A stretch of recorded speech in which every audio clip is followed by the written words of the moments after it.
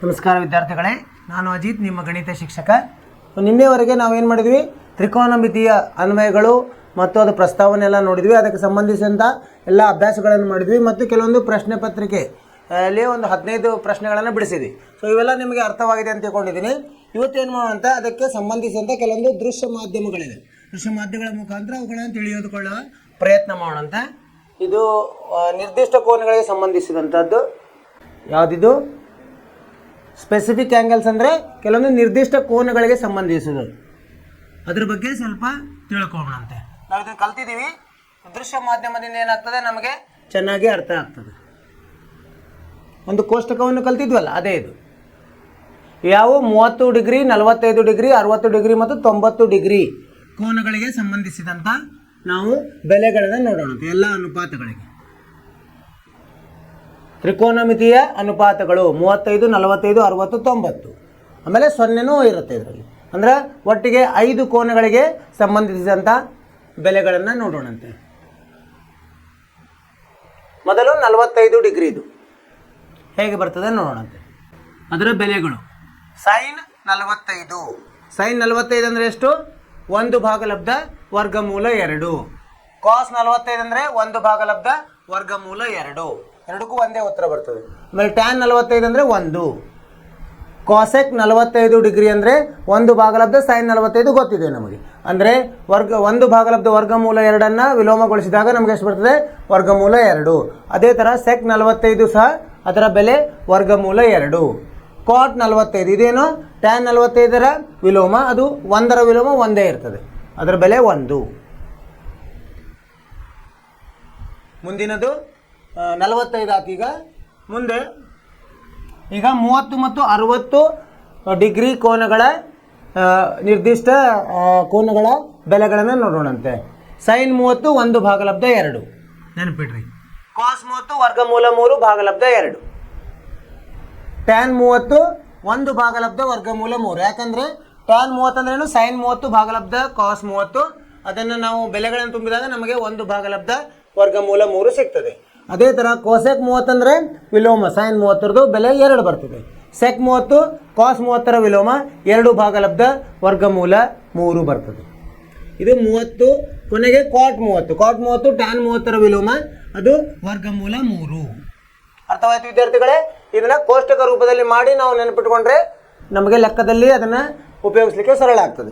ಈಗ 60 ಡಿಗ್ರಿದು ಸೈನ್ 60 ಅಂದರೆ ವರ್ಗಮೂಲ 3 ಭಾಗಲಬ್ಧ 2. ಆಮೇಲೆ ಕಾಸ್ 60 ಅಂದರೆ 1 ಭಾಗಲಬ್ಧ 2. ಟ್ಯಾನ್ 60 ಅಂದರೆ ವರ್ಗಮೂಲ 3. ಕಾಸೆಕ್ 60 ಅಂದರೆ 2 ಭಾಗಲಬ್ಧ ವರ್ಗಮೂಲ 3. ನಂತರ ಸೆಕ್ 60 ಸಮ 2. ಸೆಕ್ 60 ಎದ್ರದ್ದು ಕಾಸ್ 60ರ ವಿಲೋಮ 2 ಬರ್ತದೆ. ಕಾಟ್ 60 1 ಭಾಗಲಬ್ಧ ವರ್ಗಮೂಲ 3 ಅಂದರೆ ಟ್ಯಾನ್ 60ರ ವಿಲೋಮ. ಈಗ 30 60 ಆಯಿತು. ಈಗ ಮುಂದಿನ ಯಾವ್ದು ನೋಡೋಣಂತೆ? 90ರದು ನೋಡೋಣಂತೆ. 0 ಮತ್ತು 90ರ ನಿರ್ದಿಷ್ಟ ಕೋನಗಳ ಅವುಗಳ ಅನುಪಾತ. ಮೊದಲು ಸೈನ್ 0. ಸೈನ್ 0 ಆಗ್ತದೆ. ಯಾಕಂದರೆ 0 ಆದಾಗ ಅಭಿಮುಖ ಬಾಹು 0 ಇರ್ತದೆ, 0 ಭಾಗಲಬ್ಧ ವಿಕರ್ಣ 0 ಬರ್ತದೆ. ಕಾಸ್ 0 1 ಆಗ್ತದೆ. ಕಾಸ್ 0 1, ಯಾಕಂದರೆ ಅಭಿಮುಖ ಬಾಹು ಮತ್ತು ವಿಕರ್ಣಗಳು ಒಂದೇ, ಇದು ಪಾರ್ಶ್ವಬಾಹು ವಿಕರ್ಣ ಒಂದೇ ಆಗ್ತದೆ. ಈಗ ಕಾಸ್ 0 1. ಟ್ಯಾನ್ 0 ಸೈನ್ 0 ಭಾಗಲಬ್ಧ ಕಾಸ್ 0 0 ಬರ್ತದೆ. ಕಾಟ್ 0 ಟ್ಯಾನ್ 0ಯ ವಿಲೋಮ, ಹೀಗಾಗಿ ಅದು ನಿರ್ದಿಷ್ಟವಾಗಿ ಇನ್ನು ಹೇಳಿಲ್ಲ. ಅಂದರೆ ವಿಚ್ ಈಸ್ ನಾಟ್ ಡಿಫೈನ್ಡ್ ಇಂಗ್ಲೀಷ್ನಲ್ಲಿ, ಅದು ನಿರ್ದಿಷ್ಟವಾಗಿ ಹೇಳಿಲ್ಲ. ಸೆಕ್ 0 ಅದು 1 ಭಾಗಲಬ್ಧ ಕಾಸ್ 0, ಅದು 1 ಬೆಲೆ, ಯಾಕಂದರೆ ಕಾಸ್ 0 1 ಇದೆ. ಅದೇ ಥರ ಕೋಸೆಕ್ 0 1 ಭಾಗಲಬ್ಧ ಸೈನ್ 0, ಅದರ ಬೆಲೆ ನಿರ್ದಿಷ್ಟವಾಗಿ ಗೊತ್ತಿಲ್ಲ. ಈಗ 90ರ ಬೆಲೆ ನೋಡೋಣ. ಸೈನ್ 90 1, ಯಾಕಂದರೆ ಅಭಿಮುಖ ಬಾಹು ವಿಕರ್ಣ 2 ಒಂದೇ ಆಗ್ತದೆ 90 ಆಗ. ಸೈನ್ 90 1, ಕಾಸ್ 90 0. ಪಾರ್ಶ್ವಬಾಹು 0 ಇರ್ತದೆ, ಹೀಗಾಗಿ ಕಾಸ್ 90 0. ಟ್ಯಾನ್ 90 ಸೈನ್ 90 ಭಾಗಲಬ್ಧ ಕಾಸ್ 90 ನಿರ್ದಿಷ್ಟವಾಗಿ ಹೇಳಲಾಗಿಲ್ಲ. ಅದೇ ಥರ ಈಗ ಈ ಥರ ನಾವು ಕೋಷ್ಟಕವನ್ನು ಮಾಡಿಕೊಂಡು ಬಂದರೆ ನಮಗೆ ಸರಳವಾಗಿ ನೆನಪಿಡ್ತದೆ. ಇದನ್ನು ನೀವೇನು ಮಾಡಬೇಕು? ಬರೆದಿಟ್ಕೋಬೇಕು. ಇದನ್ನು ಆವಾಗ ನೋಡ್ತಾ ಇರಬೇಕು, ಪುನರಾವರ್ತನೆ. ಈ ಕೋಷ್ಟಕ ಒಟ್ಟು 1 2 3 4 5, 1 2 3 4 5 6, 6 × 5 30 ಬೆಲೆಗಳು ನಮಗೆ ಗೊತ್ತಿರಬೇಕು. ಈಗ ಒಂದು ಈ ಥರ ನಿಮಗೆ ಪರೀಕ್ಷೆಯಲ್ಲಿ ಈ ಥರ ಪ್ರಶ್ನೆಗಳು ಬರ್ತಿರ್ತವೆ. ಏನಂದರೆ ಇದರ ಬೆಲೆಯನ್ನು ಕಂಡುಹಿಡಿಯಿರಿ. ಸೈನ್ 60 ಕಾಸ್ 30 ಸಂಕಲನ ಸೈನ್ 30 ಕಾಸ್ 60. ಇವು ಬೆಲೆಗಳು ನಮಗೆ ಗೊತ್ತಿದೆ ಕೋಷ್ಟಕ ಸಹದಲ್ಲಿ, ಅವುಗಳ ಬೆಲೆಯನ್ನು ಇಲ್ಲಿ ಆದೇಶಿಸೋದು. ಸೈನ್ 60 ಅಂದ್ರೆ ಏನು? ವರ್ಗಮೂಲ 3 ಭಾಗಲಬ್ಧ 2. ಕಾಸ್ 30 ಅಂದರೆ ಎಷ್ಟು? ಕಾಸ್ 30 ಅಂದ್ರೆ ವರ್ಗಮೂಲ 3 ಭಾಗಲಬ್ಧ 2. ಸೈನ್ 30 ಅಂದರೆ 1 ಭಾಗಲಬ್ಧ 2. ಕಾಸ್ 60 ಅಂದರೆ 1 ಭಾಗಲಬ್ಧ 2. ಈ ಕೋಷ್ಟಕ ನಮಗೆ ತಲೆಯಲ್ಲಿ ಉಳಿಬೇಕಿದು.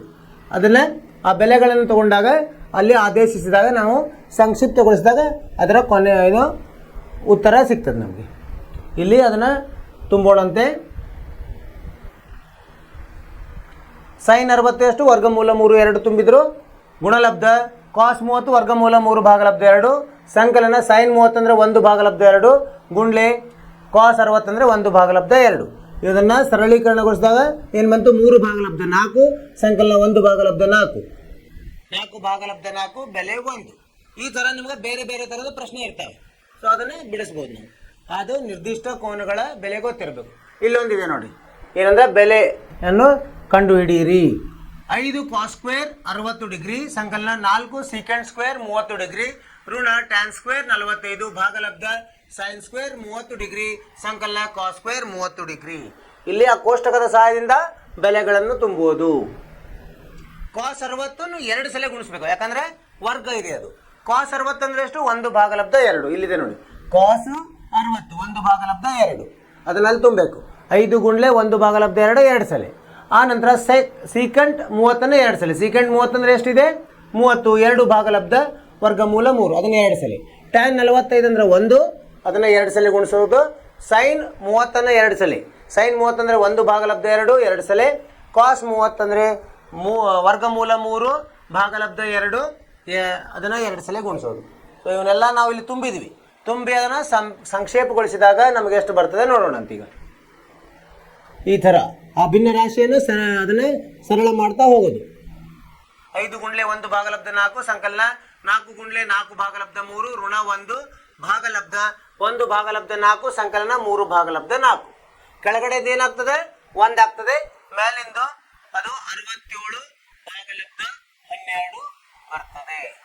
ನೋಡಂತೆ 15ರಲ್ಲಿ 12 ಹೋದ್ರೆ 3 64 3 67 67 ಭಾಗಲಬ್ಧ 12 ಸರಿಯಾದ ಉತ್ತರ. ಅರ್ಥವಾತಲ್ಲ? ಇದು ನಾವು ಪುಸ್ತಕದಲ್ಲಿ ಬಿಡಿಸಿದ್ವಿ.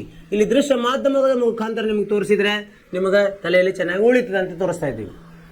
67 ಭಾಗಲಬ್ಧ 12 ನಿಮಗೆ ಇದು ಅರ್ಥವಾಯ್ತು ಅಂತ ತಿಳ್ಕೊಂಡಿಲ್ಲ ವಿದ್ಯಾರ್ಥಿಗಳೇ. ಇದು ಏನು ನಿರ್ದಿಷ್ಟ ಕೋನಗಳಿಗೆ ಸಂಬಂಧಿಸಿದ್ದು.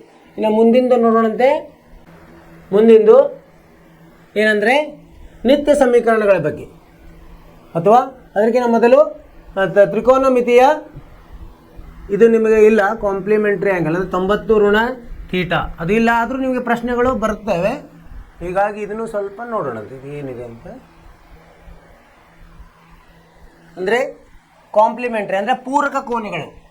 ಪೂರಕ ಕೋನಗಳು ಅದರ ಬೆಲೆ ಹೇಗಿರ್ತದೆ ನೋಡೋಣ. ಮೊದಲು ಕಾಂಪ್ಲಿಮೆಂಟ್ರಿ ಆ್ಯಂಗಲ್ಸ್ ಅಂದ್ರೆ ಏನು? ಪೂರಕ ಕೋನಗಳು. ಎರಡು ಯಾವಕ್ಕೆ ಪೂರಕ ಕೋನ ಅಂತೀವಿ? 2 ಕೋನಗಳ ಮೊತ್ತ 90 ಡಿಗ್ರಿ ಇದ್ರೆ ಅವಕ್ಕೇನಂತೀವಿ ನಾವು? ಪೂರಕ ಕೋನ ಅಂತೇವೆ. ಇದನ್ನು ನೀವು ಕಲ್ತಿದ್ದೀವಿ. ಇಲ್ಲಿ ನೋಡ್ರಿ, ಒಂದು ತ್ರಿಭುಜವನ್ನು ತಗೊಂಡಿದ್ದೀವಿ. ಇಲ್ಲಿದೆ ನೋಡಿ ಒಂದು ತ್ರಿಭುಜ ABC. B 90 ಇದೆ. ಇಲ್ಲಿ A ಮತ್ತು C ಅನ್ನು ಕೂಡಿಸಿದ್ರೆ ಏನಾಗ್ತದೆ? 90 ಡಿಗ್ರಿ ಬರ್ತದೆ. ಅಂದರೆ ಇವು A ಮತ್ತು Cಗಳು ಎಂಥ ಕೋನಗಳಾದವು? ಪೂರಕ ಕೋನಗಳಾದವು. ಸೈನ್ A, ಇಲ್ಲಿ A ಅನ್ನು ತಗೊಂಡಾಗ ಏನಾಯಿತು? ಸೈನ್ A ಮಾಡಿದಾಗ ಇದು ಏನಾಯಿತು? BC ಅಭಿಮುಖ ಬಹು ಭಾಗಲಬ್ಧ ವಿಕರ್ಣ. ಕಾಸ್ A ತಗೊಂಡಾಗ ಏನಾಯಿತು? ಕಾಸ್ A ಅಂದರೆ AB ಭಾಗಲಬ್ಧ AC ಆಯಿತು. ಅದು ಏನಾಯಿತು? ಕಾಸ್ Aಗೆ ಪಾರ್ಶ್ವಬಾಹು ಭಾಗಲಬ್ಧ ವಿಕರ್ಣ ಆಯಿತು. ಟ್ಯಾನ್ A ತಗೊಂಡಾಗ BC ಭಾಗಲಬ್ಧ AC ಅಭಿಮುಖ ಬಾಹು ಭಾಗಲಬ್ಧ ಪಾರ್ಶ್ವಬಾಹು. ಇವು ಏನು ಒಂದು ಕೋನದಲ್ಲಿ ಬೇರೆ ಬೇರೆ ಥರದ್ದು ಎಗೆ ಕೋನಕ್ಕೆ ಸಂಬಂಧಿಸಿದ್ದು ಮತ್ತು ಬಿಗೆ ಕೋನಕ್ಕೆ ಸಂಬಂಧಿಸಿದ್ದು. ಈಗ ಇದನ್ನು ನಾವು ಎ ಅಂತ ತೊಗೊಂಡ್ರೆ ಇದು ಎಷ್ಟಾಗುತ್ತೆ? 90ರಲ್ಲಿ ಎ ಕಳೆದ್ರೆ ಈ ಕೋನ ಬರ್ತದೆ, 90 ಋಣ ಎ. ಅವುಗಳನ್ನು ತಗೊಂಡು ನಾವು ಅದಕ್ಕೆ ಸಂಬಂಧಿಸಿದಂಥ ಅನುಪಾತಗಳಿಗೆ ಹೋಲಿಕೆ ಮಾಡೋಣ. ಈಗ ನೋಡಿ, ಸಿ ಬೆಲೆ ಎಷ್ಟಾಯಿತು? 90 ಋಣ ಎ ಆಯಿತು. ಆಮೇಲೆ ಇದನ್ನ ಹೇಗೆ ಬರಿತೀವಿ ನಾವು 90 ಋಣ ಎ. ಸಿ ಅನ್ನು ನಾವೇನು 90 ಋಣ ಎ ಅಂತ ಬರಿತೀವಿ. ಸೊ 90 ಋಣ ಎಕ್ಕೆ ಪಾರ್ಶ್ವಭಾವ ಯಾವುದಾಗ್ತದೆ, ಬಿ ಸಿ ಆಗುತ್ತೆ. ಆಮೇಲೆ ಎಗೆ ಏನಾಗ್ತದೆ, ಅದು ಅಭಿಮುಖ ಭಾವ ಆಗ್ತದೆ. ಒಂದಕ್ಕೆ ಪಾರ್ಶ್ವಭಾವ ಆದರೆ ಇನ್ನೊಂದು ಕೋನಕ್ಕೆ ಅಭಿಮುಖ ಭಾವ ಆಗುತ್ತೆ. ಆದ್ದರಿಂದ ಸೈನ್ 90 ಋಣ ಎ ಇದಕ್ಕೆ ಏನಾಗ್ತದೆ, ಇದು ಎ ಬಿ ಭಾಗಲಬ್ಧ ಎ ಸಿ ಆಗುತ್ತೆ. ಆಮೇಲೆ ಕಾಸ್ 90 ಋಣ ಎ ಏನಾಗ್ತದೆ, ಬಿ ಸಿ ಭಾಗಲಬ್ಧ ಎ ಸಿ ಆಗುತ್ತೆ. ಟ್ಯಾನ್ 90 ಎ ಬಿ ಅಂದರೆ ಅಭಿಮುಖ ಬಾಹು ಭಾಗಲಬ್ಧ ಪಾರ್ಶ್ವಭಾವು ಎ ಬಿ ಭಾಗಲಬ್ಧ ಬಿ ಸಿ ಆಗ್ತದೆ. ಕಾಸೆಕ್ 90 ಎ ಸಿ ಭಾಗಲಬ್ಧ ಎ ಬಿ ಆಗುತ್ತೆ. ಕಾಸೆಕ್ 90 ಋಣ ಎ ಅಂದರೆ ಇದು ಕಾಸೆಕ್. ಕಾಸೆಕ್ ಅಂದ್ರೆ ಏನು, ವಿಕರ್ಣ ಭಾಗಲಬ್ಧ ಅಭಿಮುಖ ಬಾಹು. ವಿಕರ್ಣ ಎ ಸಿ ಇದೆ, ಭಾಗಲಬ್ಧ ಎ ಬಿ. ಅದೇ ಥರ ಸೆಕ್ 90 ಋಣ ಏನಾಗ್ತದೆ, ಇದು ಸೆಕ್ ಸಿ ಅಂದ್ರೂ ಒಂದೇ, 90 ಋಣ ಎ ಅಂದ್ರೂ ಒಂದೇ. ಸೆಕ್ 90 ಋಣ ಏನಾಗ್ತದೆ, ಅದು ವಿಕರ್ಣ ಭಾಗಲಬ್ಧ ಪಾರ್ಶ್ವಬಾಹು ಎ ಸಿ ಭಾಗಲಬ್ಧ ಬಿ ಸಿ ಆಗುತ್ತೆ. ಈಗ ಇವನ್ನೇ ನಾವು ಹೇಗೆ ಸಂಬಂಧಿಸಿದಂತೆ ನೋಡೋಣಂತೆ.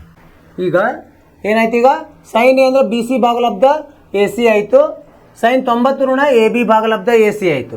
ಕಾಸ್ ಎ ಅಂದರೆ ಕಾಸ್ ಎಗೆ ಸಂಬಂಧಿಸಿದಂತೆ ಎ ಬಿ ಭಾಗಲಬ್ಧ ಎ ಸಿ.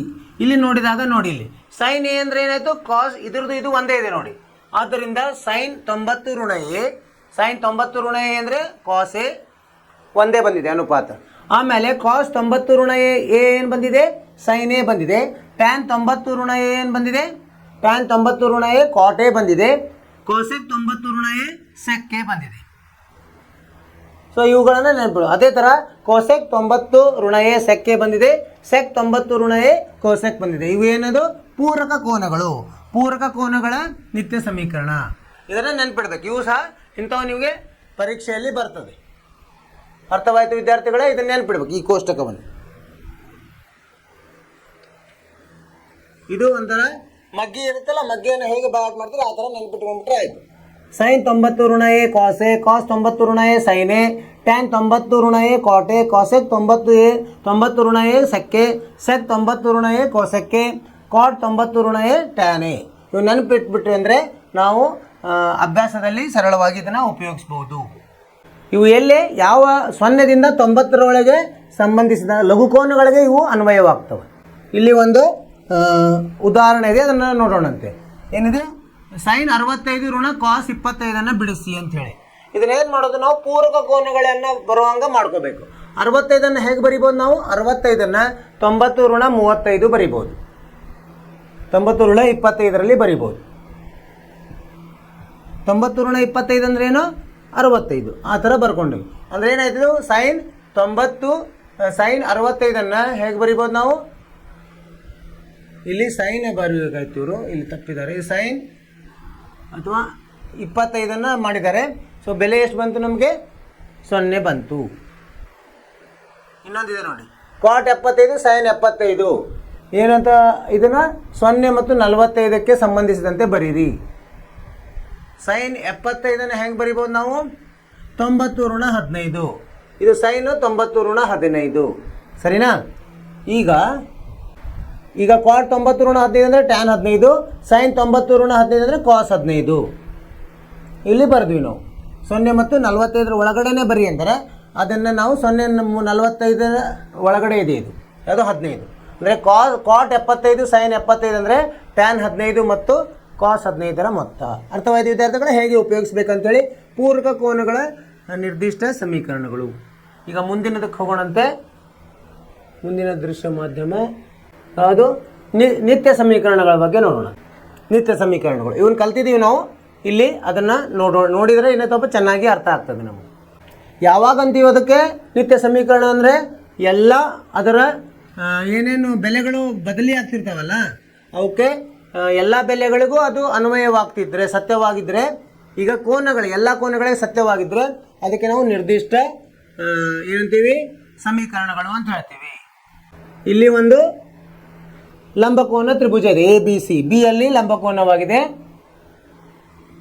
ಇಲ್ಲಿ ಪೈಥಾಗೋರಸ್ ಸಿದ್ಧಾಂತದಿಂದ ಏನು ಗೊತ್ತಾಗ್ತದೆ ನಮಗೆ, ಎ ಸಿ ವರ್ಗ ವಿಕರ್ಣದ ವರ್ಗ ಸಮ ಎರಡು ಬಾಹುಗಳ ವರ್ಗದ ಮೊತ್ತ. ಎ ಸಿ ಸ್ಕ್ವೇರ್ ಸಮ ಎ ಬಿ ಸ್ಕ್ವೇರ್ ಸಂಕಲನ ಬಿ ಸಿ ಸ್ಕ್ವೇರ್. ಇಲ್ಲಿ ಪೈಥಾಗೋರಸ್ ಪ್ರಮೇಯವನ್ನು ಹಾಕಿದಾಗ ಈಗ ಎರಡಕ್ಕೂ ಎ ಸಿ ಸ್ಕ್ವೇರ್ಲೆ ಭಾಗಿಸೋಣ. ಏನು ಬರ್ತದೆ ಎ ಬಿ ಸ್ಕ್ವೇರ್ ಭಾಗಲಬ್ಧ ಎ ಸಿ ಸ್ಕ್ವೇರ್ ಸಂಕಲನ ಬಿ ಸಿ ಸ್ಕ್ವೇರ್ ಭಾಗಲಬ್ಧ ಎ ಸಿ ಸ್ಕ್ವೇರ್ ಸಮ ಎ ಸಿ ಸ್ಕ್ವೇರ್ ಭಾಗಲಬ್ಧ A C square. A B ಭಾಗಲಬ್ಧ ಎ ಸಿ ವರ್ಗ ಬಿ ಸಿ ಭಾಗಲಬ್ಧ ಎ ಸಿ ವರ್ಗ ಸಮ ಎ ಸಿ ಭಾಗಲಬ್ಧ ಎ ಸಿ ವರ್ಗ. ಎ ಸಿ ಭಾಗಲಬ್ಧ ಎ ಸಿ ಅಂದ್ರೇನು 1, 1ರ ವರ್ಗ 1 ಬರ್ತದೆ. ಈಗ ಎ ಬಿ ಭಾಗಲಬ್ಧ ಎ ಸಿ ಅಂದ್ರೇನು, ಎ ಬಿ ಅಂದರೆ ಸಿ ಎ ಕೋನಕ್ಕೆ ಸಂಬಂಧಿಸಿದಂತೆ ಪಾರ್ಶ್ವ ಬಾಹು ಭಾಗಲಬ್ಧ ಏನಾಯ್ತಿದು ಪಾರ್ಶ್ವಬಾಹು. ಎ ಬಿ ಭಾಗಲಬ್ಧ ಎ ಸಿ ಅಂದ್ರೆ ಏನು, ಪಾರ್ಶ್ವಬಾಹು ಭಾಗಲಬ್ಧ ವಿಕರ್ಣ. ಪಾರ್ಶ್ವಬಾಹು ಭಾಗಲಬ್ಧ ವಿಕರ್ಣ ಅಂದ್ರೆ ಕಾಸ್ ಎದ ವರ್ಗ. ಬಿ ಸಿ ಭಾಗಲಬ್ಧ ಎ ಸಿ ಅಂದ್ರೆ ಬಿ ಸಿ ಅಂದ್ರೆ ಎಗೆ ಸಂಬಂಧಿಸಿದಂತೆ ಅಭಿಮುಖ ಬಾಹು, ಎ ಸಿ ಅಂದ್ರೇನು ವಿಕರ್ಣ. ಅಭಿಮುಖ ಬಾಹು ಭಾಗಲಬ್ಧ ವಿಕರ್ಣ ಅಂದ್ರೇನು, ಯಾವುದದು ಅನುಪಾತ ಸೈನ್ ಎ. ಆದ್ದರಿಂದ ಇದೇನಾಯಿತು ಕಾಸ್ ಎ ವರ್ಗ ಸಂಕಲನ ಸೈನ್ ಎ ವರ್ಗ ಸಮ 1. ಇದನ್ನು ನಾವು ಹೆಂಗೆ ಬರಿಬೋದು, ರೂಢಿಯಲ್ಲಿ ಕಾಸ್ ಸ್ಕ್ವೇರ್ ಎ ಸಂಕಲನ ಸೈನ್ ಸ್ಕ್ವೇರ್ ಎ ಸಮ 1. ಇದು ಒಂದು ಏನಾಯ್ತು ಈಗ ಒಂದು ಏನು ನಿತ್ಯ ಸಮೀಕರಣದಲ್ಲಿ 1ನೇದಿದು. ಮುಂದೆ ಹೋಗೋಣಂತೆ. ಇದು 1ನೇದು, ಇದನ್ನು ಉಪಯೋಗಿಸ್ಬೋದು ನಾವು, ಎಲ್ಲ ತುಂಬ ಕಡೆ ಉಪಯೋಗ ಆಗ್ತದೆ. ಇದು ಕಾಸ್ ಸ್ಕ್ವೇರ್ ಎ ಸಂಕಲನ ಸೈನ್ ಸ್ಕ್ವೇರ್ ಎ ಸಮ 1. ಮುಂದಿನ ಇದಕ್ಕೆ ಹೋಗೋಣಂತೆ ನಿತ್ಯ ಸಮೀಕರಣ. ಈಗೂ ಅದೇ ಥರ ಒಂದು ತ್ರಿಭುಜವನ್ನು ತಗೊಳ್ಳೋದು. ಇಲ್ಲೂ ಪೈಥಾಗೋರಸ್ ನಿಯಮದಿಂದ ಏನಾಗ್ತದೆ, ಎ ಬಿ ಸ್ಕ್ವೇರ್ ಸಂಕಲನ A C square B C square ಸಮ ಎ ಸಿ ಸ್ಕ್ವೇರ್. ಈಗ ಇಲ್ಲಿ ನಾವೇನು ಮಾಡೋದು, ಎ ಬಿ ಸ್ಕ್ವೇರ್ಲೇ ಭಾಗಿಸೋಣಂತೆ. ಎ ಬಿ ಸ್ಕ್ವೇರ್ಲೆ ಭಾಗಿಸಿದಾಗ ಏನು ಬರ್ತದೆ, ಎ ಬಿ ಸ್ಕ್ವೇರ್ ಭಾಗಲಬ್ಧ ಎ ಬಿ ಸ್ಕ್ವೇರ್ ಸಂಕಲನ ಬಿ ಸಿ ಸ್ಕ್ವೇರ್ ಭಾಗಲಬ್ಧ ಎ ಬಿ ಸ್ಕ್ವೇರ್ ಸಮ ಎ ಸಿ ಸ್ಕ್ವೇರ್ ಭಾಗಲಬ್ಧ ಎ ಬಿ ಸ್ಕ್ವೇರ್. ಇವುಗಳನ್ನು ಕಂಸದಲ್ಲಿ ಇಡೋಣಂತೆ. ಎ ಬಿ ಭಾಗಲಬ್ಧ ಎ ಬಿ ಕಂಸದ ವರ್ಗ ಸಂಕಲನ ಬಿ ಸಿ ಭಾಗಲಬ್ಧ ಎ ಬಿ ಕಂಸದ ವರ್ಗ ಸಮ ಎ ಸಿ ಭಾಗಲಬ್ಧ ಎ ಬಿಯ ಕಂಸದ ವರ್ಗ. ಎ ಬಿ ಭಾಗಲಬ್ಧ ಎ ಬಿ ಅಂದ್ರೇನು 1, 1ರ ವರ್ಗ. ಬಿ ಸಿ ಭಾಗಲಬ್ಧ ಎ ಬಿ ಟ್ಯಾನ್ ಎಗೆ ಸಂಬಂಧಿಸಿದಂತೆ ಏನಂತ ನೋಡಂತೆ. ಬಿ ಸಿ ಅಂದರೆ ಎಗೆ ಸಂಬಂಧಿಸಿದ ಯಾವುದು, ಅಭಿಮುಖ ಬಾಹು ಭಾಗಲಬ್ಧ ಎ ಬಿ ಅಂದರೆ ಯಾವುದು, ಪಾರ್ಶ್ವಬಾಹು. ಅಭಿಮುಖ ಬಾಹು ಪಾರ್ಶ್ವಬಾಹು ಅಂದ್ರೇನು, ಅದು ಟ್ಯಾನ್ ಎ. ಇಲ್ಲೇನು ಬಂತು, ಟ್ಯಾನ್ ಎದ ವರ್ಗ ಅಂದರೆ ಟ್ಯಾನ್ ಸ್ಕ್ವೇರ್ ಎ ಅಂತ ಬರಿಬೋದು ಸಮ ಎ ಸಿ ಭಾಗಲಬ್ಧ ಎ ಸಿ. ಎ ಸಿ ಅಂದ್ರೇನು ವಿಕರ್ಣ, ಭಾಗಲಬ್ಧ ಎ ಬಿ ಅಂದ್ರೇನು ಪಾರ್ಶ್ವಬಾಹು. ಎ ಸಿ ಭಾಗಲಬ್ಧ ಎ ಬಿ ವರ್ಗ ಅಂದರೆ ಸೀಕೆಂಟ್ ಸ್ಕ್ವೇರ್ ಎ. ಆದ್ದರಿಂದ ಇದು 2ನೇಯ ಏನು ನಿತ್ಯ ಸಮೀಕರಣ. ಒಂದು ಸಂಕಲನ ಟ್ಯಾನ್ ಸ್ಕ್ವೇರ್ ಎ ಸಮ ಸೀಕೆಂಟ್ ಸ್ಕ್ವೇರ್ ಎ. ಅರ್ಥವಾಯ್ತು ವಿದ್ಯಾರ್ಥಿಗಳು. 1ನೇದು ಯಾವುದು, ಕಾಸ್ ಸ್ಕ್ವೇರ್ ಎ ಸಂಕಲನ ಸೈನ್ ಸ್ಕ್ವೇರ್ ಎ ಸಮ 1. 2ನೇದು ಒಂದು ಸಂಕಲನ ಟ್ಯಾನ್ ಸ್ಕ್ವೇರ್ ಎ ಸಮ ಸೀಕೆಂಟ್ ಸ್ಕ್ವೇರ್ ಎ. ಇದು 0ಗೂ ಇದು ಆಗ್ತದೆ, ಏನು ಅನ್ವಯಿಸ್ತದೆ. 90ಕ್ಕೆ ಸೆಕ್ಕೆ 90ಕ್ಕೆ ನಿರ್ದಿಷ್ಟವಾಗಿ ಗೊತ್ತಿಲ್ಲ, ಆದ್ದರಿಂದ ಇದು 90ಕ್ಕೆ ಅನ್ವಯಿಸುವುದಿಲ್ಲ. 0ಗೆ ಮತ್ತು 90ಕ್ಕಿಂತ ಕಡಿಮೆಗೆ ಮಾತ್ರ ಇದು ಅನ್ವಯಿಸ್ತದೆ. ಇದು 2ನೇಯ ನಿರ್ದಿಷ್ಟ ಸಮೀಕರಣ. 3ನೇದಕ್ಕೆ ಹೋಗೋಣಂತೆ. ಮತ್ತೆ ಹಾಗೆ ನಾವು ಒಂದು ತ್ರಿಭುಜವನ್ನು ತಗೊಳ್ಳೋದು. ಪೈಥಾಗೋರಸ್ ಥೆರಮ ಇದು ಸಿದ್ಧಾಂತದಿಂದ ಎ ಬಿ ಸ್ಕ್ವೇರ್ ಸಂಕಲನ ಬಿ ಸಿ ಸ್ಕ್ವೇರ್ ಸಮ ಎ ಸಿ ಸ್ಕ್ವೇರ್. ಇಲ್ಲಿ ಏನು ಮಾಡೋಣ, ಈಗ ಬಿ ಸಿ ಸ್ಕ್ವೇರ್ಲೇ ಭಾಗಿಸೋಣಂತೆ. ಎ ಬಿ ಸ್ಕ್ವೇರ್ ಭಾಗಲಬ್ಧ A C B C square ಸಮ ಬಿ ಸಿ ಸ್ಕ್ವೇರ್ ಭಾಗಲಬ್ಧ ಬಿ ಸಿ ಸ್ಕ್ವೇರ್ ಸಮ ಎ ಸಿ ಸ್ಕ್ವೇರ್ ಭಾಗಲಬ್ಧ ಬಿ ಸಿ ಸ್ಕ್ವೇರ್. ಈಗ ಇದನ್ನು ಕಂಸದಲ್ಲಿ ಇಡೋಣಂತೆ. ಎ ಬಿ ಭಾಗಲಬ್ಧ ಬಿ ಸಿ ವರ್ಗ ಸಂಕಲನ ಬಿ ಸಿ ಭಾಗಲಬ್ಧ ಬಿ ಸಿ ವರ್ಗ ಸಮ ಎ ಸಿ ಭಾಗಲಬ್ಧ ಬಿ ಸಿ ವರ್ಗ.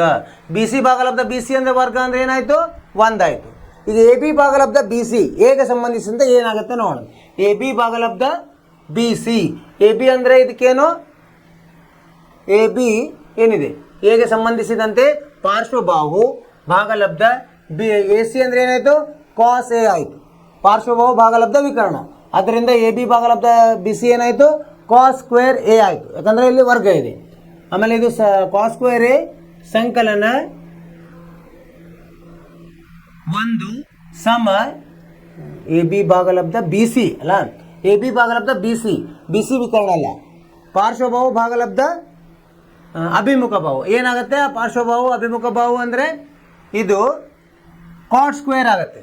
ಕಾಟ್ ಸ್ಕ್ವೇರ್ ಎ ಸಂಕಲನ 1 ಸಮ ಎ ಸಿ ಭಾಗಲಬ್ಧ ಬಿ ಸಿ ಏನಾಗುತ್ತೆ ನೋಡ್ರಿ, ವಿಕರ್ಣ ಭಾಗಲಬ್ಧ ಬಿ ಸಿ. ವಿಕರ್ಣ ಭಾಗಲಬ್ಧ ಬಿ ಸಿ ಅಂದರೆ ಕೋಸೆಕ್ ಆಗುತ್ತೆ, ವರ್ಗ ಇರೋದ್ರಿಂದ ಕೋಸೆಕ್ ಸ್ಕ್ವೇರ್ ಎ ಆಗುತ್ತೆ. ಅಂದರೆ ಕಾಟ್ ಸ್ಕ್ವೇರ್ ಎ ಸಂಕಲನ 1 ಸಮ ಕೋಸೆಕ್ ಸ್ಕ್ವೇರ್ ಎ. ಇದು 3ನೇಯ ನಿತ್ಯ ಸಮೀಕರಣ. ಕಾಟ್ ಸ್ಕ್ವೇರ್ ಎ ಬಿ ಭಾಗಲಬ್ಧ ಬಿ ಸಿ ಅಂದ್ರೆ ಕಾಟದ ವರ್ಗ cot square A, B C ಭಾಗಲಬ್ಧ ಬಿ ಸಿ 1, ಸಂಕಲನ 1 ಸಮ ಎ ಸಿ ಭಾಗಲಬ್ಧ ಬಿ ಸಿ ಅಂದರೆ ಕೋಸೆಕ್, ಕೋಸೆಕ್ಕದ ವರ್ಗ. ಕಾಟದ ವರ್ಗ ಸಂಕಲನ 1 ಸಮ ಕೋಸೆಕ್ಕದ ವರ್ಗ. ಇದು 0ಗಿಂತ ಜಾಸ್ತಿ ಇರಬೇಕು. 90 ಅಥವಾ 90ರ ತನ ಇರೋ ಕೋನಗಳಿಗೆ ಸಂಬಂಧ ಇರ್ತದೆ. ಈಗ 3 ನಿರ್ದಿಷ್ಟ ಇವುಗಳನ್ನು ನಾವು ಕಲ್ತ್ವಿ. ಈಗ ನಿತ್ಯ ಸಮೀಕರಣಗಳನ್ನು ಇವು ಯಾವ್ಯಾವು? ಕಾಸ್ ಸ್ಕ್ವೇರ್ ಎ ಸಂಕಲನ ಸೈನ್ ಸ್ಕ್ವೇರ್ ಎ ಸಮ 1, 1 ಸಂಕಲನ ಟ್ಯಾನ್ ಸ್ಕ್ವೇರ್ ಎ ಸಮ secant square A, cot square A ಸಂಕಲನ 1 ಸಮ ಕೋಸೆಕ್ ಸ್ಕ್ವೇರ್ ಎ. ಇವು 3 ನಿತ್ಯ ಸಮೀಕರಣ. ಇವುಗಳನ್ನು ಆಧರಿಸಿ ಮತ್ತೆ ನಾವು 6 ಅನ್ನು ನಾವು ಮಾಡ್ಬೋದು. ಇದರಲ್ಲಿ ಹೇಗೆ? ಕಾಸ್ ಸ್ಕ್ವೇರ್ ಎ ಅಲ್ಲೇ ಇಟ್ಟರೆ 1 ಋಣ ಸೈನ್ ಸ್ಕ್ವೇರ್ ಎ ಆ ಥರ ಮಾಡ್ಬೋದು. ಇಲ್ಲಿ ಏನು ಹೇಳಿದ್ದಾರೆ? ಎಕ್ಸ್ ಇದು ಸೈನ್ ಎ, ಟ್ಯಾನ್ ಎ ಮತ್ತು ಕೋಸೆಕ್ ಎನ್ನು ಕಾಸ್ ಎದಲ್ಲಿ ವ್ಯಕ್ತಪಡಿಸಿ ಅಂತ ಹೇಳಿದ್ದಾರೆ. ಈಗ ನೋಡಿ, ನಮಗೆ ಗೊತ್ತಿದೆ ಕಾಸ್ ಸ್ಕ್ವೇರ್ ಎ ಸಂಕಲನ ಸೈನ್ ಸ್ಕ್ವೇರ್ ಎ 1. ಆದ್ದರಿಂದ ಸೈನ್ ಎ ಅಲ್ಲೇ, ಸೈನ್ ಸ್ಕ್ವೇರ್ ಎ ಅಲ್ಲೇ ಇಟ್ಟು ಕಾಸ್ ಸ್ಕ್ವೇರನ್ನು ಈ ಕಡೆ ತೊಗೊಂಡು ಹೋಗೋಣ ಅಂತ. ಎಲ್ಲಿ? ಬಲಗಡೆಗೆ. ಏನಾಗ್ತದೆ? ಸೈನ್ ಸ್ಕ್ವೇರ್ ಎ ಸಮ 1 ಋಣ ಕಾಸ್ ಸ್ಕ್ವೇರ್ ಎ ಆಗುತ್ತೆ. ಸೈನ್ ಎ ಅಂದರೆ ಏನಾಗ್ತದೆ? ವರ್ಗಮೂಲ 1 ಋಣ ಕಾಸ್ ಸ್ಕ್ವೇರ್ ಎ ಆಗ್ತದೆ. ಈಗ ನಮಗೆ ಇದು ವ್ಯಕ್ತಪಡಿಸಿದ್ವಿ. ಇಲ್ಲಿ ಸೈನ್ ಎನ್ನು ಕಾಸ್ ಎದಲ್ಲಿ ವ್ಯಕ್ತಪಡಿಸಿದ್ವಿ. ಅದೇ ಥರ ಮುಂದ್ಗಡೆ ಹೋಗೋಣಂತೆ. ಯಾವುದು? Tan A. ಈಗ ಋಣವನ್ನು ಬಿಟ್ಬಿಡೋದು, ಕೇವಲ ಧನ ಬೆಲೆಯನ್ನು ಮಾತ್ರ ತಗೊಳ್ಳೋದು. ಟ್ಯಾನ್ ಎ ಅಂದ್ರೇನು? ಸೈನ್ ಎ ಭಾಗಲಬ್ಧ ಕಾಸ್ ಎ. ಸೈನ್ ಎ ಏನಂತ ಇಲ್ಲಿ ಕಂಡು ಹಿಡಿದಿದ್ದೀವಿ. ವರ್ಗಮೂಲ 1 ಋಣ ಕಾಸ್ ಸ್ಕ್ವೇರ್ ಎ ಭಾಗಲಬ್ಧ ಕಾಸ್ ಎ. ಹಾಗೆ ಇಟ್ಟರೆ ಇದು ಟ್ಯಾನ್ ಎನ್ನು ಕಾಸ್ ಎದಲ್ಲಿ ಹೇಳಿದ್ವಿ. ಕೋಸಕ್ಕೆ ಹೇಗೆ ಬರಿತೀವಿ ನಾವು? ಸೈನ್ ಎ ಇದ್ದದ ವಿಲೋಮ 1 ಭಾಗಲಬ್ಧ ಸೈನ್ ಎ. ಸೈನ್ ಎ ಅಂತ ಇಲ್ಲಿ ನಾವು ಕಂಡು ಹಿಡಿದಿದ್ದೀವಿ. ಅದನ್ನಲ್ಲಿ ಆದೇಶಿಸೋದು. 3 ಮತ್ತೆ 3 ಆದರೆ ಈಗ 1ರಿಂದ 3 ಬಂತು. ಆ ಥರ ಇಲ್ಲೊಂದಿದೆ ನೋಡಿ, ಇಲ್ಲೊಂದು ಉದಾಹರಣೆ ಇದೆ. ಸಾಧಿಸಿ. ಕೋಸಕ್ಕೆ ಕಂಸದಲ್ಲಿ 1 ಋಣ ಕಾಸ್ ಎ, ಇನ್ನೊಂದು ಕಂಸದಲ್ಲಿ ಕೋಸಕ್ಕೆ ಸಂಕಲನ ಕಾಟ್ ಎ ಸಮ 1 ಅಂತ ಸಾಧಿಸ್ರಿ. ನಾವೇನು ಮಾಡೋಣಂತೆ? ಇವನ್ನ ಕಾಸ್ ಮತ್ತು ಸೈನಲ್ಲಿ ತೊಗೊಂಡು ಬರೋಣಂತೆ. ಆವಾಗ ನಮಗೆ ಸರಳವಾಗಿ ಮಾಡಲಿಕ್ಕೆ ಬರ್ತದೆ. ಮೊದಲು ಎಡಭಾಗವನ್ನು ತೊಗೊಂಡಂತೆ. ಎಡಭಾಗವನ್ನು ಸಂಕ್ಷೇಪ ಮಾಡಿ 1 ತರಬೇಕು ನಾವು. ಕೋಸೆಕೆಯನ್ನು ಹೇಗೆ ತೊಗೊಂಡ್ವಿ ನಾವು? ಕೋಸೆಕೆ ಅಂದ್ರೇನು? ಸೈನ್ ಎದ ವಿಲೋಮ 1 ಭಾಗಲಬ್ಧ ಸೈನ್ ಎ. 1 ಋಣ ಕಾಸ್ ಎ ಹಾಗೆ ಇಡೋಣಂತೆ. ಕೋಸೆಕೆಯನ್ನು ಮತ್ತೆ ಏನು ವಿಲೋಮದನ್ನು ಬರೆದಾಗ 1 ಭಾಗಲಬ್ಧ ಸೈನ್ ಎ ಆಯಿತು. ಕಾಟ್ ಎ ಅಂದರೆ ಗೊತ್ತು ನಮಗೆ, ಕಾಸ್ ಎ ಭಾಗಲಬ್ಧ ಸೈನ್ ಎ. ಅದನ್ನು ಬರೆದುಕೊಂಡ್ವಿ. ಇಲ್ಲಿ ಮುಂದೆ ಸರಳೀಕರಣಗೊಳಿಸೋಣಂತೆ. ಈಗೇನಾಗುತ್ತೆ? ಇಲ್ಲಿ ಪ್ಲಸ್ ಸೈನ್ ಎ ಬರ್ತದೆ. ಇಲ್ಲಿ 1 ಋಣ ಕಾಸ್ ಎ ಭಾಗಲಬ್ಧ ಸೈನ್ ಎ ಬರ್ತದೆ. 1 ಋಣ ಕಾಸ್ ಎ, ಇದು 1 ಸಂಕಲನ ಕಾಸ್ ಎ ಭಾಗಲಬ್ಧ ಸೈನ್ ಎ ಗುಣಿಸಿದ್ರೆ ಏನು ಬರ್ತದೆ? ಸೈನ್ ಸ್ಕ್ವೇರ್ ಎ ಬರ್ತದೆ. ಇದನ್ನು ಹೇಗಿದೆ? ಇದು ಎ ಸಂಕಲನ ಬಿ, ಎ ಋಣ ಬಿ ಇದೆ. ಅದನ್ನು ಹಾಗಾದರೂ ಬಿಡಿಸ್ಬೋದು. ಇಲ್ಲಾದ್ರೆ ಇದನ್ನು ನಾವು ಅದನ್ನು ಗುಣಿಸಿದಾಗ ಏನು ಬರ್ತದೆ? 1 ಋಣ ಕಾಸ್ ಸ್ಕ್ವೇರ್ ಎ. 1 ಋಣ ಕಾಸ್ ಸ್ಕ್ವೇರ್ ಎ ಅಂದ್ರೇನು? Sine square A.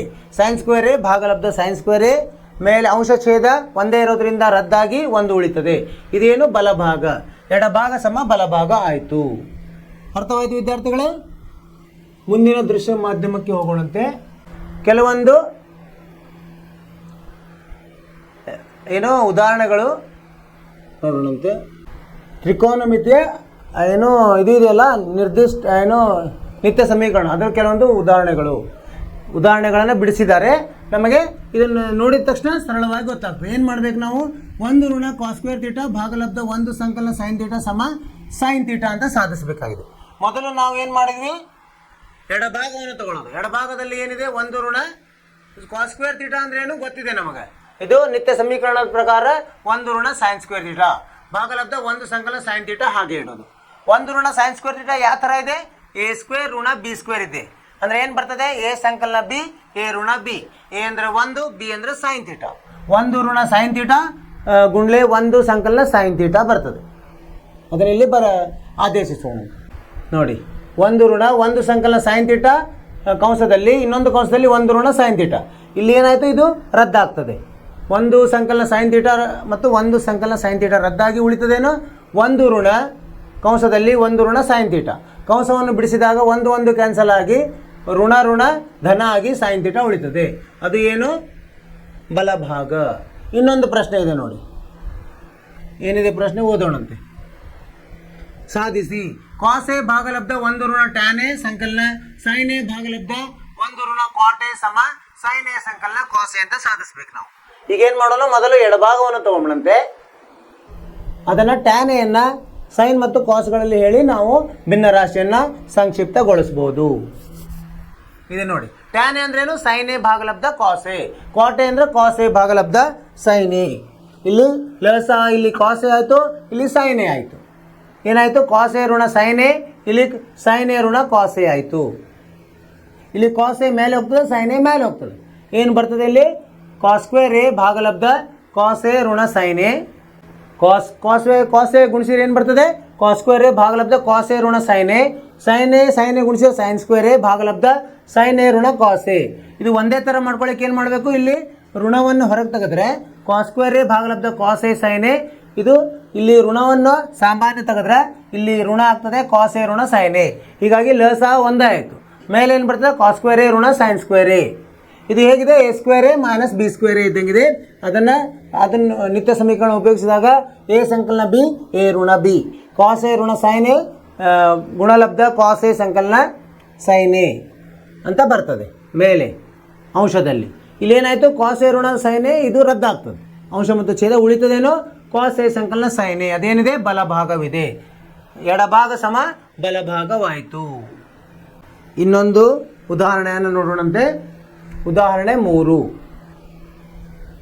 ಏನಂದಿದ್ದಾರೆ, sine A ಸಂಕಲನ ಕಾಸ್ ಎ ಸಮ ವರ್ಗಮೂಲ 2 ಅಂತ ಕೊಟ್ಟಿದ್ದಾರೆ. ಹಾಗಿದ್ರೆ ಸೈನ್ ಎ ಮತ್ತು ಗುಣಲಬ್ಧ ಕಾಸ್ ಎಯ ಬೆಲೆಯನ್ನು ಕಂಡುಹಿಡಿಯಿರಿ. ಏನು ಮಾಡ್ಬೇಕು ನಾವು, ಅದನ್ನು ವ್ಯಕ್ತಪಡಿಸೋದು. ಒಂದರಲ್ಲಿ ಒಂದನ್ನು ವ್ಯಕ್ತಪಡಿಸಿದಾಗ ನಮಗೆ ಸರಳವಾಗಿ ಕಂಡುಹಿಡಿಬೋದು. ನೋಡೋಣಂತೆ. ಎಡಭಾಗವನ್ನು ತಗೊಂಬಂತೆ. ಮೊದಲು ಎಡಭಾಗ ಸೈನ್ ಎ ಇದು ಕೊಟ್ಟಿದ್ದಾನೆ, ಇದರ ಬೆಲೆ ಕಂಡುಹಿಡಿಬೇಕು ನಾವು. ಇಲ್ಲಿ ವ್ಯಕ್ತಪಡಿಸಿದಾಗ ಗೊತ್ತಾಗ್ತದೆ. ಇದನ್ನು ವರ್ಗ ಮಾಡಿದಾಗ ಏನಾಗ್ತದೆ, ಸೈನ್ ಎ ಸಂಕಲನ ಕಾಸ್ ಎ ಕಂಸದ ವರ್ಗಮೂಲ 2ರ ವರ್ಗ 2, ಎರಡು ಕಡೆ ವರ್ಗ ಮಾಡೋದು. ಇದನ್ನು ಬಿಡಿಸಿದಾಗ ಸೈನ್ ಸ್ಕ್ವೇರ್ ಎ ಸಂಕಲನ A plus B whole square, A square ಸಂಕಲನ ಬಿ 2ab ಸಂಕಲನ ಬಿ ಸ್ಕ್ವೇರ್ ಸಮ 2. ಇಲ್ಲಿ ಎ ಅಂದ್ರೆ ಸೈನ್ ಎ, ಬಿ ಅಂದ್ರೆ ಕಾಸ್ ಎ. ಇಲ್ಲೇನಾಯಿತು, sine square A cos square A ಅಂದ್ರೇನು 1, ಅದು ನಿತ್ಯ ಸಮೀಕರಣಗಳು. 1 ಸಂಕಲನ 2 ಸೈನ್ ಎ ಕಾಸ್ ಎ ಸಮ 2 ಆಯಿತು. ಈ ಒಂದನ್ನು ಈ ಕಡೆ ತಗೊಂಡ್ರೆ 1 ಏನಾಯಿತು, ವ್ಯವಕಲನ ಆಯಿತು. 2 ಋಣ 1 1 ಆಯಿತು. ಈ 2ಅನ್ನು ಕೆಳಗಡೆ ತೊಗೊಂಡ್ರೆ ಛೇದದಲ್ಲಿ ಬರ್ತದೆ. ಸೈನ್ ಎ ಗುಣ್ಲೆ ಕಾಸ್ ಎ ಸಮ 1 ಭಾಗಲಬ್ಧ 2. ಇದರ ಬೆಲೆ ಬಂತು. ಅರ್ಥವಾಯಿತು ವಿದ್ಯಾರ್ಥಿಗಳು? ಸರಳವಾಗಿದೆ. ನಾವು ಹೇಗೆ ಅದನ್ನು ಹೊಂದಿಸ್ತೀವಿ ಅದರ ಮೇಲೆ ಹೋಗ್ತದೆ.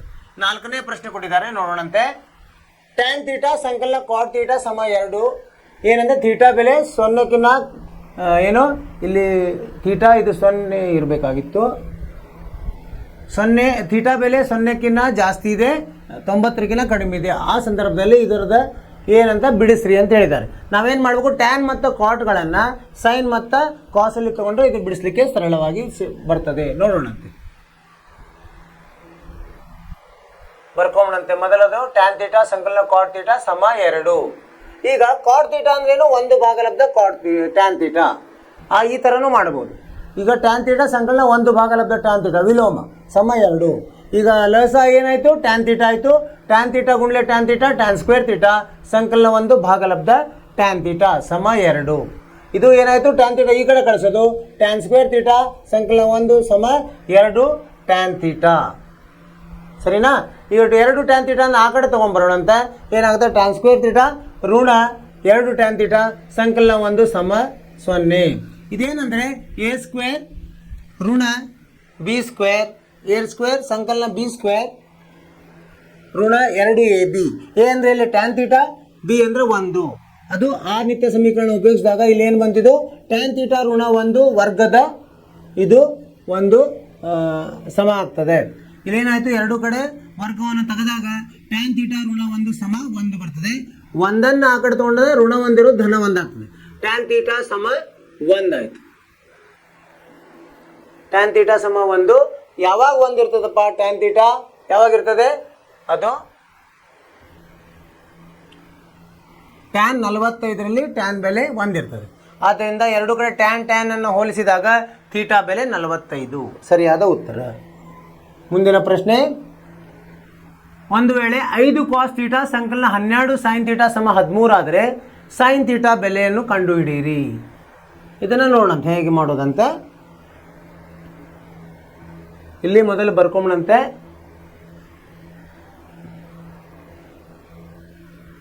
ಈಗೇನಾಯಿತು, 5 cos θ ಸಮ 12 sin θ ಬಲಗಡೆಗೆ ತೊಗೊಂಡು ಹೋಗೋದು, ಋಣ ಆಗ್ತದೆ. 13 ಋಣ 12 sin θ ಆಯಿತು. ಎರಡು ಕಡೆ ವರ್ಗ ಮಾಡ್ಕೊಂಬಂತೆ. 5 cos θ ವರ್ಗ ಸಮ 13 ಋಣ 12 sin θ ವರ್ಗ. ಇದನ್ನು ಬಿಡಿಸಿದಾಗ 5ರ ವರ್ಗ 25, 25 cos ಸ್ಕ್ವೇರ್ θ ಸಮ 13ರ ವರ್ಗ 169, ಆಮೇಲೆ 12ರ ವರ್ಗ 144 sin ಸ್ಕ್ವೇರ್ θ, ಋಣ 2 ಗುಂಡ್ಲೆ 13 ಗುಂಡ್ಲೆ 12 312 sin θ. ಸರಿನಾ? ಇಲ್ಲಿ ಏನು ಮಾಡೋಣಂತೆ, 25 ಕಂಸದಲ್ಲಿ 1 ಋಣ sin ಸ್ಕ್ವೇರ್ θ. ಇಲ್ಲಿ ನಾವು ಸಾಮಾನ್ಯವನ್ನು ತೊಗೊಂಡ cos ಸ್ಕ್ವೇರ್ θ ಅಂದ್ರೇನು, 1 ಋಣ sin ಸ್ಕ್ವೇರ್ θ. ಅದನ್ನು ನಿತ್ಯ ಸಮೀಕರಣ ಉಪಯೋಗಿಸಿ ತೊಗೊಂಬಂತೆ. ತೊಗೊಂಡಾಗ 25 ಕಂಸದಲ್ಲಿ 1 ಋಣ sin ಸ್ಕ್ವೇರ್ θ ಸಮ, ಇದನ್ನು ಹಾಗೆ ಇಡೋಣ ಪೂರ್ತಿ. ಆಮೇಲೆ ಇದನ್ನು ಬಿಡಿಸಿದಾಗ ಏನಾಯಿತು, 25 ಋಣ 25 sin ಸ್ಕ್ವೇರ್ θ. ಈಗ ಎಲ್ಲನೂ ಈ ಕಡೆ ತೊಗೊಂಬರೋಣಂತೆ. 25 ಋಣ sin ಸ್ಕ್ವೇರ್ θ, ಇದು 312 sin ಸ್ಕ್ವೇರ್ θ. ಏನು ಬರ್ತದೆ ನೋಡೋಣಂತೆ. 169 ಇಲ್ಲೂ ಇದೆ 169. ಇವನ್ ಮೂರನ್ನು ಬಿಡಿಸಿದಾಗ 169 sin ಸ್ಕ್ವೇರ್ θ, 312 sin θ. 144ರಲ್ಲಿ 25 sin ಸ್ಕ್ವೇರ್ θ ಹೋದರೆ 100, ಇದು ಧನ ಇದೆ, ಇದು ಆ ಕಡೆ ಹೋದರೆ ಧನ ಆಗ್ತದೆ. 25 sin ಸ್ಕ್ವೇರ್ θ ಕೂಡಿಸಿದರೆ 169 sin ಸ್ಕ್ವೇರ್ θ, ಆಮೇಲೆ ಋಣ 312 sin θ. ಈ 169ರಲ್ಲಿ 25 ಹೋದರೆ 144 ಉಳಿತದೆ. ಆಮೇಲೆ ಮತ್ತೆ ಇದನ್ನು ಬಿಡಿಸೋಣಂತೆ. ಇದರಲ್ಲಿ ಏನು ಸಾಮಾನ್ಯ ಇದೆ ಹೊರಗಡೆ ತೆಗೆದ್ರೆ 13 sin θ ಋಣ 12 sin ಸ್ಕ್ವೇರ್ θ ಅದ. ಇದು ಏನು ಆ ವರ್ಗದ ಇದು ಬಿಡಿಸಿದ ಇದು. ಸೊ ಅದನ್ನು ಮುಂದೆ ಬಿಡಿಸಿದಾಗ ಏನಾಗ್ತದೆ, 13 sin θ. ಈಗ ಮುಂದಿನ ಪ್ರಶ್ನೆ ಹೋಗೋಣಂತೆ.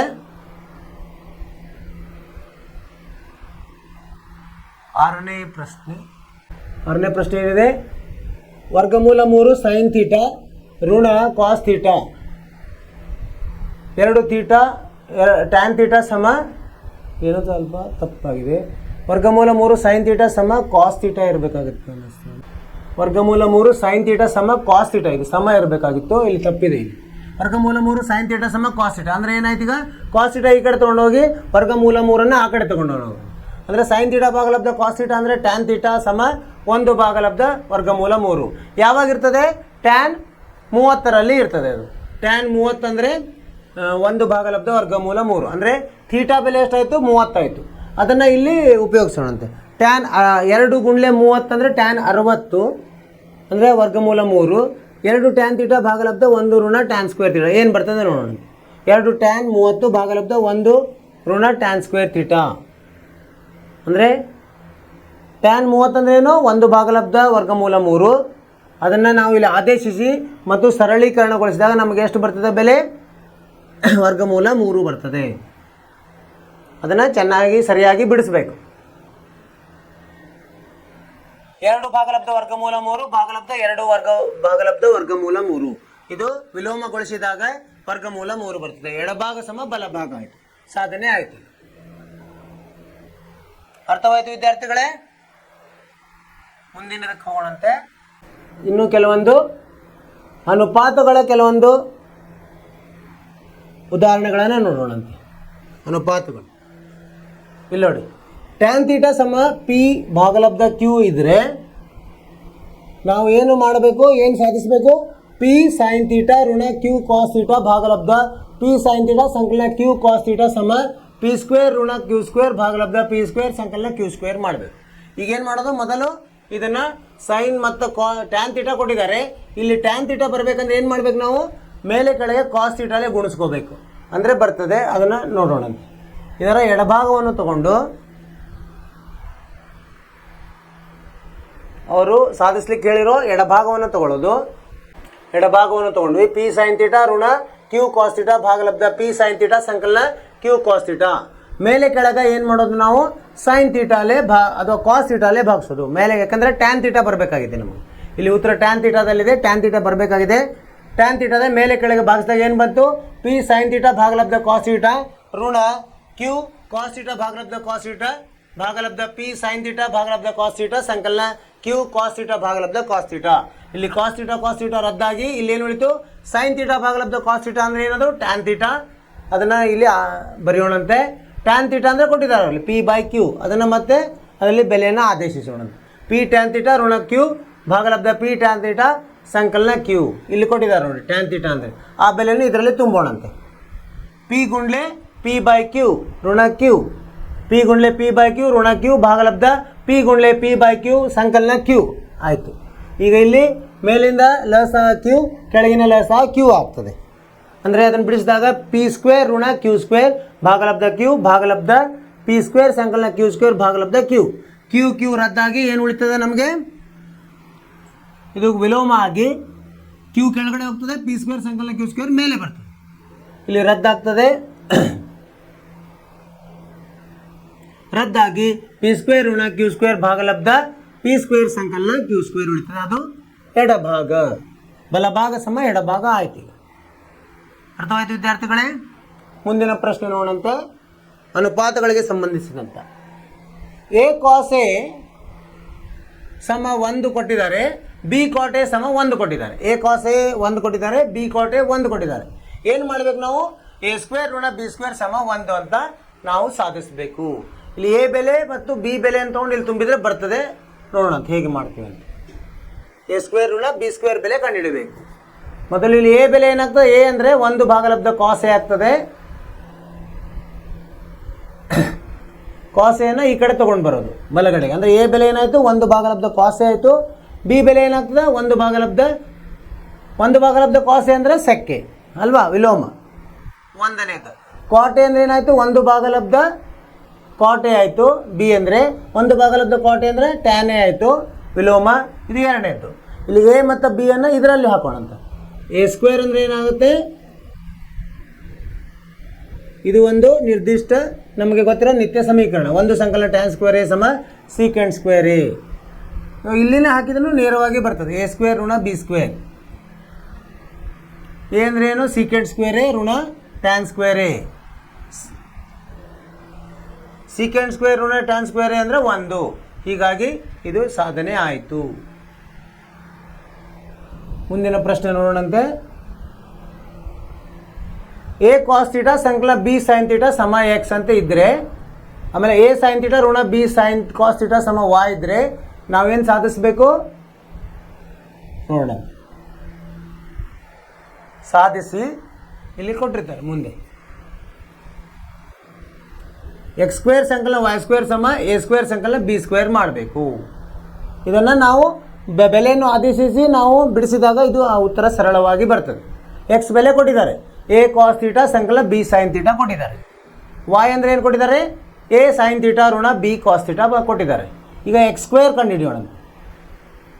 ಎರಡು ಕಡೆ ವರ್ಗವನ್ನು ಮಾಡಿದಾಗ ಎಕ್ಸ್ದು ವರ್ಗ ಮಾಡಿದಾಗ ಎಕ್ಸ್ ಸ್ಕ್ವೇರ್ ಸಿಗ್ತದೆ, ವಾಯ್ದು ವರ್ಗ ಮಾಡಿದಾಗ ವಾಯ್ ಸ್ಕ್ವೇರ್ ಸಿಗ್ತದೆ. ಅಂದರೆ ಏನು ಬಂತು? ಎ ಕಾಸ್ ಥೀಟಾ ಸಂಕಲನ ಬಿ ಕಾಸ್ ಸೈನ್ ಥೀಟಾ ಕಂಸದ ವರ್ಗ ಸಂಕಲನ ಎ ಸೈನ್ ಥೀಟಾ ಋಣ ಬಿ ಕಾಸ್ ಥೀಟಾ ವರ್ಗ ಕಂಸದ ವರ್ಗ. ಇದನ್ನು ಬಿಡಿಸೋಣ ಅಂತ. A square cos square theta ಸಂಕಲನ B square sine square theta ಸಂಕಲನ 2ab cos theta sine theta. ಅದೇ ಥರ ಇದ್ರದ್ದು ಬರ್ತದೆ. ಯಾವುದು? ಏನು? A square sine square theta ಸಂಕಲನ B square cos square theta ಋಣ 2ab sine theta cos theta ಬಂತು. ಇದು ರದ್ದಾಗಿ ಉಳಿತದೇನು? A square cos square theta ಸಂಕಲನ B square sine square theta A square sine square theta ಸಂಕಲನ B square cos square theta ಉಳಿತದೆ. ಅಲ್ಲಿ ಸಾಮಾನ್ಯ ಇರೋದನ್ನು ಹೊರಗೆ ತೆಗೆದ್ರೆ ಎ ಸ್ಕ್ವೇರ್ ಕಂಸದಲ್ಲಿ ಕಾಸ್ ಸ್ಕ್ವೇರ್ ಸಂಕಲನ ಬಿ ಕಾಸ್ ಸ್ಕ್ವೇರ್ ಥೀಟಾ ಸಂಕಲನ sine square theta B square ಕಂಸದಲ್ಲಿ sign square theta ಸಂಕಲನ ಕಾಸ್ ಸ್ಕ್ವೇರ್ ಥೀಟಾ ಉಳಿತದೆ. ಇದು ಅಂದರೆ ಏನು? ನಿತ್ಯ ಸಮೀಕರಣ 1 ಎ ಸ್ಕ್ವೇರ್ ಸಂಕಲನ ಬಿ ಸ್ಕ್ವೇರ್ ಬರ್ತದೆ. ಇನ್ನು ಕೊನೆಯ ಪ್ರಶ್ನೆ ಇರ್ಬೋದು, ಕೊನೆಯ ಉದಾಹರಣೆ. 1 ಸಂಕಲನ ಟ್ಯಾನ್ ಸ್ಕ್ವೇರ್ ಥೀಟಾ ಗುಂಡ್ಲೆ 1 ಸಂಕಲನ ಸೈನ್ ಥೀಟಾ ಗುಂಡ್ಲೆ 1 ಋಣ ಸೈನ್ ಥೀಟಾ ಸಮ 1 ಅಂತ ಸಾಧಿಸಿ. 1 ಸಂಕಲನ ಟ್ಯಾನ್ ಸ್ಕ್ವೇರ್ ಥೀಟಾ ಅಂದರೆ ಗೊತ್ತಿದೆ, ಏನದು? Secant square theta. ಇದನ್ನೆರಡು ಗುಡಿಸಿದ್ರೆ ಏನು ಬರ್ತದೆ? 1 ಋಣ ಸೈನ್ ಸ್ಕ್ವೇರ್ ಥೀಟಾ. ಅದು ಅಂದ್ರೆ ಏನು? Cos square theta. Secant square theta cos square theta ಏನು? ಸೀಕೆಂಡ್ ಸ್ಕ್ವೇರ್ ಥೀಟಾ ಭಾಗಲಬ್ಧ ಸೀಕೆಂಡ್ ಸ್ಕ್ವೇರ್ ಥೀಟಾ, ಅದು 1 ಬರ್ತದೆ. ಇದು ನೇರವಾದ ಪ್ರಶ್ನೆ. ಇಲ್ಲಿ ನೋಡಿ, ಇದನ್ನು ಹಾಗೆ ಇಟ್ಟು ಇದನ್ನು ಎ ಸಂಕಲನ ಬಿ ಎ ಋಣ ಬಿ ಮುಖಾಂತರ ಬಿಡಿಸಿದ್ವಿ. ಒಂದು ಋಣ ಸೈನ್ ಸ್ಕ್ವೇರ್ ಥೀಟಾ ಬಂತು. ಒಂದು ಸಂಕಲನ ಟ್ಯಾನ್ ಸ್ಕ್ವೇರ್ ಥೀಟಾ ಅಂದರೆ ಸೀಕೆಂಡ್ ಸ್ಕ್ವೇರ್ ಥೀಟಾ, ಒಂದು ಋಣ ಸೈನ್ ಸ್ಕ್ವೇರ್ ಥೀಟಾ ಅಂದರೆ ಕಾಸ್ ಸ್ಕ್ವೇರ್ ಥೀಟಾ. ಈಗ ಕಾಸ್ ಸ್ಕ್ವೇರ್ ಥೀಟಾ ಅಂದ್ರೇನು ಸೆಕ್ ಥೀಟಾದ ವಿಲೋಮ ಅದನ್ನು ಅಥವಾ ಇದನ್ನು ಯಾವುದಾದ್ರೂ ಒಂದು ವಿಲೋಮವಾಗಿಟ್ಟರೆ ಕಾಸ್ ಸ್ಕ್ವೇರ್ ಥೀಟಾ ಭಾಗಲಬ್ಧ ಕಾಸ್ ಸ್ಕ್ವೇರ್ ಥೀಟಾ ಸಮ 1. ಇದು ಬಲಭಾಗ. ಈಗ ಇದು ಇಲ್ಲಿವರೆಗೆ ನಾವೇನು ಮಾಡಿದ್ವಿ, ದೃಶ್ಯ ಮಾಧ್ಯಮಗಳ ಮುಖಾಂತರ ಒಂದಿಷ್ಟು ಲೆಕ್ಕವನ್ನು ಬಿಡಿಸ್ಲಿಕ್ಕೆ ಪ್ರಯತ್ನ ಮಾಡಿದ್ವಿ. ನಿಮಗಿದು ಚೆನ್ನಾಗಿ ಅರ್ಥವಾಗಿದೆ ಅಂತ ತಿಳ್ಕೊಂಡಿದ್ದೀನಿ. ನಿರ್ದಿಷ್ಟ ಕೋನಗಳಿಗೆ ಸಂಬಂಧಿಸಿದ ಇನ್ನೊಂದಿದೆ, ನಿರ್ದಿಷ್ಟ ಕೋನಗಳಿಗೆ ಸಂಬಂಧಿಸಿದ ಕೆಲವೊಂದು ಉದಾಹರಣೆಗಳಿದೆ, ನೋಡೋಣಂತೆ. ಇಲ್ಲಿ ಬೆಲೆಗಳನ್ನು ಕಂಡುಹಿಡಿಯಲಿಕ್ಕೆ ಹೇಳಿದ್ದಾರೆ. ಸೈನ್ 30 ಕಾಸ್ 45, ಕಾಸ್ 30 ಸೈನ್ 45 ಸಂಕಲನ ಸೈನ್ 0 ಗುಂಡ್ಲೆ ಕಾಸ್ 0 ಬೆಲೆ ಕಂಡುಹಿಡಿಯಿರಿ. ಸೈನ್ 30 ಅಂದ್ರೇನು 1 ಭಾಗಲಬ್ಧ 2, ಕಾಸ್ 45 ಅಂದರೆ 1 ಭಾಗಲಬ್ಧ ವರ್ಗಮೂಲ 2, ಕಾಸ್ 30 ಅಂದರೆ ವರ್ಗಮೂಲ 3 ಭಾಗಲಬ್ಧ 2, ಸೈನ್ 45 ಅಂದರೆ 1 ಭಾಗಲಬ್ಧ ವರ್ಗಮೂಲ 2, ಸೈನ್ 0 ಅಂದರೆ 0 ಅಂದರೆ ಕೊನೆಯ ಪದ 0 ಆಗಿಬಿಡ್ತದೆ. ಅದನ್ನು ಬೆಲೆಗಳನ್ನು ತುಂಬಿ ಇವು ಕೋಷ್ಟಕ ನಮಗೆ ನೆನಪಿರ್ಬೇಕು, ಅಂದರೆ ಇದು ಸರಳವಾಗಿ ಬರ್ತದೆ. 1 ಭಾಗಲಬ್ಧ 2 ಗುಂಡ್ಲೆ 1 ಭಾಗಲಬ್ಧ ವರ್ಗಮೂಲ 2 ಸಂಕಲನ ವರ್ಗಮೂಲ 3 ಭಾಗಲಬ್ಧ 2 ಗುಣಲಬ್ಧ 1 ಭಾಗಲಬ್ಧ ವರ್ಗಮೂಲ 2 ಕೊನೆಯ ಪದ 0 ಆಗ್ತದೆ. ಅದನ್ನು ಬಿಡಿಸಿ ನಾವು ಲಸ ತಗೊಂಡಾಗ ಏನು ಬಂತು, 1 ಸಂಕಲನ ವರ್ಗಮೂಲ 3 ಭಾಗಲಬ್ಧ 2 ವರ್ಗಮೂಲ 2. ಈಗೇನು ಮಾಡೋಣಂತ, ಛೇದದಲ್ಲಿ ಅಭಾಗಲಬ್ಧ ಸಂಖ್ಯೆಯನ್ನು ನಾವು ಇನ್ನೂ ಸ್ವಲ್ಪ ಬಿಡಿಸಬಹುದು, ಇಲ್ಲಾಂದರೆ ಹೀಗೆ ಇಟ್ಟರೂ ನಿಮಗೆ ಉತ್ತರ ಸರಿಯಾಗಿದೆ. ಮುಂದಿನ ಪ್ರಶ್ನೆ, 4 ಟ್ಯಾನ್ ಸ್ಕ್ವೇರ್ 45 ಋಣ 8 ಕಾಸ್ ಸ್ಕ್ವೇರ್ 60 ಸಂಕಲನ ಸೈನ್ ಸ್ಕ್ವೇರ್ 60 ಸಂಕಲನ ಕಾಸ್ ಸ್ಕ್ವೇರ್ 90 ಬಿಡಿಸ್ಬೇಕು ನಾವು. ಏನಂದರೆ ಟ್ಯಾನ್ 45 ಅಂದರೆ ಏನು 1, ಕಾಸ್ 60 ಅಂದರೆ 1 ಭಾಗಲಬ್ಧ 2 ಅದರ 2 ಸಲ ಗುಣಿಸ್ಬೇಕು. ಸೈನ್ 60 ಅಂದರೆ ವರ್ಗಮೂಲ 3 2 ಭಾಗಲಬ್ಧ 2 ಅದನ್ನು 2 ಸಲ ಗುಣಿಸ್ಬೇಕು. ಕಾಸ್ 90 ಅಂದರೆ ಎಷ್ಟು, ಕಾಸ್ 90 ಅಂದರೆ 0. ಸೊ ಕೊನೆಯ ಪದ 0 ಆಗ್ತದೆ. ಇವನ್ನೆಲ್ಲನೂ ಆದೇಶಿಸಿ ನಾವು ಸರಳಗೊಳಿಸಿದರೆ ನಮಗೆ ಉತ್ತರ ಸಿಗ್ತದೆ. 4 ಗುಂಡ್ಲೆ 1 ವರ್ಗ ಋಣ 8 ಗುಂಡ್ಲೆ 1 ಭಾಗಲಬ್ಧ 2 ವರ್ಗ ಸಂಕಲನ ವರ್ಗಮೂಲ 3 ವರ್ಗಮೂಲ 3 ಭಾಗಲಬ್ಧ 2 ವರ್ಗ ಇದು ಸಂಕಲನ 0 ವರ್ಗ. ಇದನ್ನು ಬಿಡಿಸಿದಾಗ ಏನು ಬರ್ತದೆ, 4 ಋಣ 8 ಭಾಗಲಬ್ಧ 4 ಸಂಕಲನ 3 ಭಾಗಲಬ್ಧ 4. ಈಗ 4 ಒಂದಲೇ 4 ಎರಡಲೇ ಆಯಿತು, ಸಂಕಲನ 3 ಭಾಗಲಬ್ಧ 4 ಇದು ಪ್ಲಸ್ 4 ಬರ್ತದೆ. ಇದನ್ನು ಬಿಡಿಸಿ 4ರಲ್ಲಿ 2 ಹೋದರೆ 2 ಸಂಕಲನ 3 ಭಾಗಲಬ್ಧ 4. ಇದನ್ನು ಬಿಡಿಸಿದಾಗ 2 ಭಿನ್ನ ರಾಶಿ 2 3 ಭಾಗ 4. ಇನ್ನೊಂದು ಪ್ರಶ್ನೆ ಇದೆ,